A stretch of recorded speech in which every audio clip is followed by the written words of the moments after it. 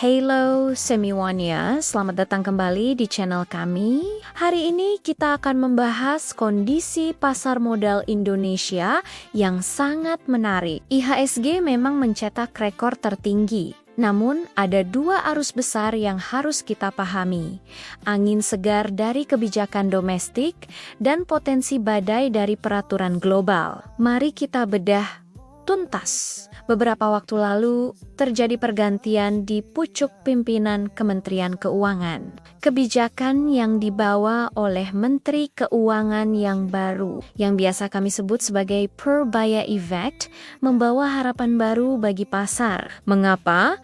Karena kebijakannya dinilai sangat tepat sasaran. Beliau berfokus mengatasi masalah inflasi rendah, yang selama ini menjadi indikasi melemahnya permintaan dan konsumsi masyarakat. Bayangkan, hampir semua kebijakan baru, mulai dari pemangkasan cukai, pemangkasan thrifting, hingga penurunan PPh menjadi 8%. Semuanya memiliki satu tujuan, mendukung UMKM dan mendongkrak konsumsi domestik. Ini adalah stimulus pro-rakyat yang sangat nyata. Setelah sempat turbulensi sebentar akibat isu reshuffle, kepercayaan pasar kembali, terutama dari investor lokal. Sektor-sektor yang merespons kenaikan ini secara langsung adalah yang berhubungan erat dengan daya beli, perbankan, consumer goods, retail, dan juga industri rokok. Efek Purbaya ini adalah narasi jangka panjang yang sangat positif bagi Indonesia.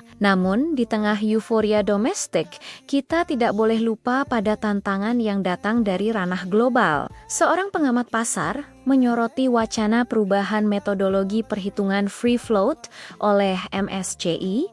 Intinya begini, MSCI berencana memperketat definisi saham yang dianggap beredar bebas jika kepemilikan saham oleh anak usaha atau entitas terkait yang mungkin dilakukan di Indonesia karena alasan perencanaan pajak tidak diakui sebagai free float, maka bobot saham Indonesia dalam indeks MSCI akan berkurang drastis. Potensi outflow NAYA bisa mencapai 49 triliun rupiah.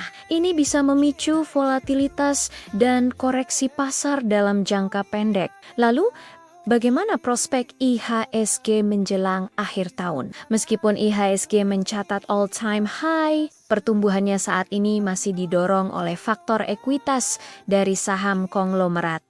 Belum sepenuhnya mencerminkan fundamental makro yang solid. Namun, kita menantikan fenomena window dressing di bulan Desember, didukung oleh laporan keuangan perbankan yang bagus. Selain itu, bulan November akan ada rebalancing indeks MSCI.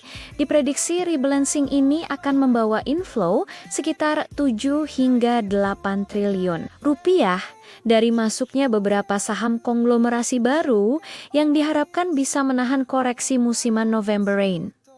Jadi, strategi investasi apa yang paling tepat saat ini? Sektor komoditas, khususnya batu bara, dianggap sebagai game plan terbaik untuk sisa tahun ini hingga tahun depan, didukung fundamental kuat dan dividen yield yang besar. Tentu saja, sektor perbankan dan consumer goods tetap menarik, didukung penuh oleh kebijakan pro-rakyat dari Menteri Keuangan. Yang paling penting, kita harus mengubah filosofi investasi kita. Berpikirlah sebagai pebisnis, bukan hanya sebagai akuntan yang terpaku pada angka. Fokuslah pada aksi korporasi yang akan memengaruhi valuasi. Terakhir, manajemen risiko adalah kunci.